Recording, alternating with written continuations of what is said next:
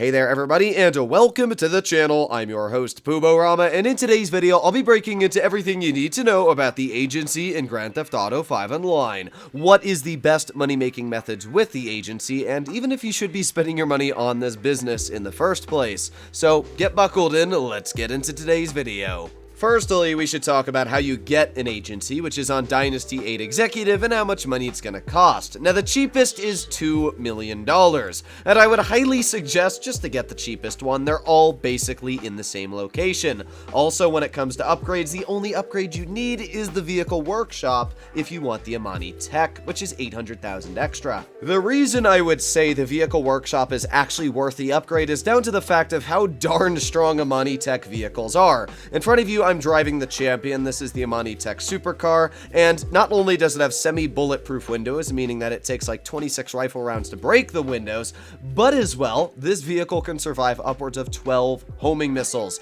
and you can't even home on it because you can put on the remote lock-on missile jammer. So overall, Amani Tech vehicles are super strong, just like the Buffalo STX, the Ominous EGT. I would highly suggest if you want protection in a public online lobby, Amani Tech is the way to go, but you don't necessarily need that if you just want to be making money with the agency, so that is one thing to keep in mind. I should also add that the agency comes with a 20-car garage absolutely free. This is one of the reasons why I got the agency so early on in my Broke to Billions account, is that I basically don't ever need to buy another garage for quite a bit of time, judging that I got 20 free slots in my agency. With the nice amenities aside though, and the cars, let's first talk about how much money you can make with the agency. There are actually 4 different money-making methods when it comes to the agency, which is actually something I really like, and it makes it much more diverse and fun compared to all the other types of businesses in the game.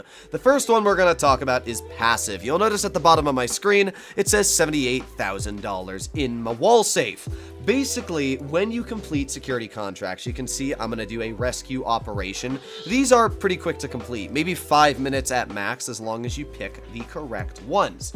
Every 5 you complete, you get $500 added to your passive income every 48 minutes. Now, unfortunately, there is a cap to how much you can get every 48 minutes. Imagine you could just keep increasing it to a point where you're getting like 200,000 every 48 minutes, but that is not the case. Basically, once you reach 200 missions or contracts complete, you're at the limit, which is 20,000 every 48 minutes. But unlike the nightclub where your 50,000 slowly depletes if you don't keep it up, the agency, once you complete 200 contracts, no matter what you do, that is a flat income you will always be getting in Grand Theft Auto Online.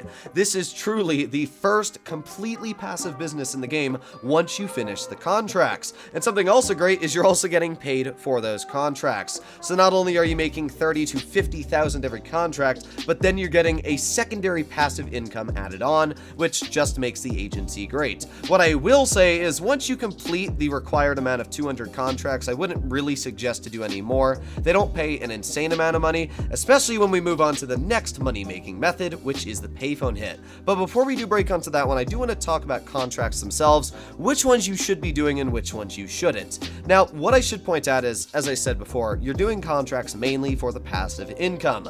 So you shouldn't be picking contracts with the highest payouts.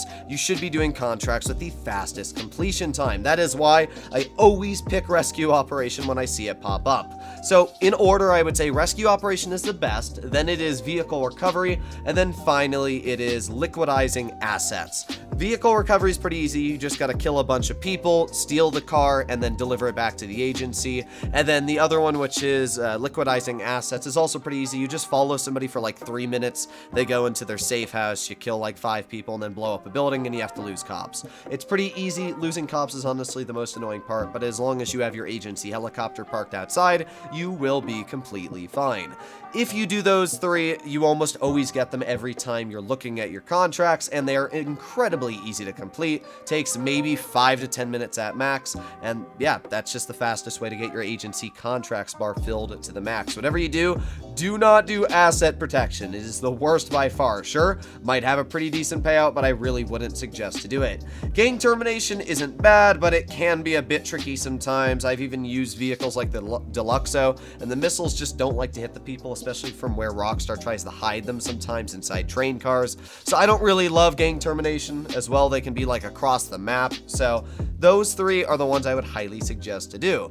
Now, as I said, let's move on to Payphone Hits. Payphone Hits, most of you already know about by now, and they are basically the best when it comes to like an easy way of making money in a very short amount of time. Unlike the contracts, where you have to go to your agency to start up the mission, that is not the case for Payphone Hits. There are two different ways to activate them. The first is what you're seeing I'm doing here. I'm calling Franklin, and then boom, just request a Payphone Hit. The other way is actually a lot simpler. You're just driving around, and a blue icon on your map will pop up of a phone ringing. You go to it, and boom, you have a Payphone Hit.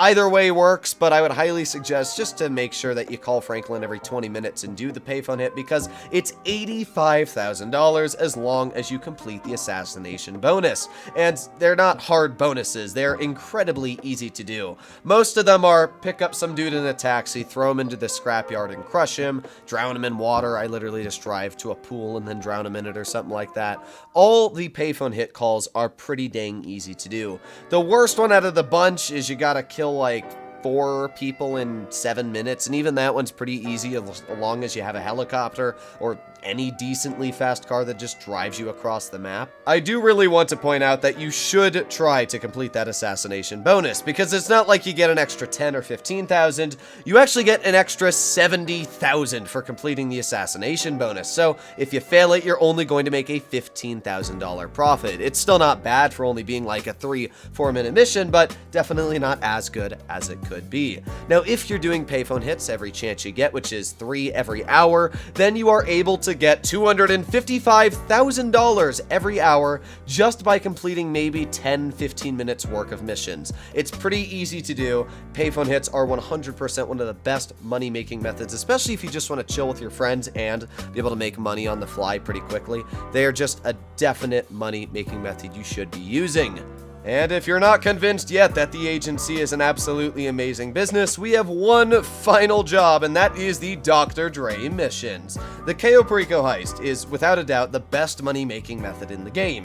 The problem is that now if you're doing the Cayo heist solo, you have to wait 3 hours before you can start it up again. However, the Dr. Dre pays actually a pretty decent chunk at $1 million. It takes about an hour and 10 minutes to complete solo once you get it down to a pretty good rhythm, and you get a $1 million payout. That's pretty good money, especially judging that, unlike the Cayo heist, you don't really have to put any effort into this. There are missions with 2 lives.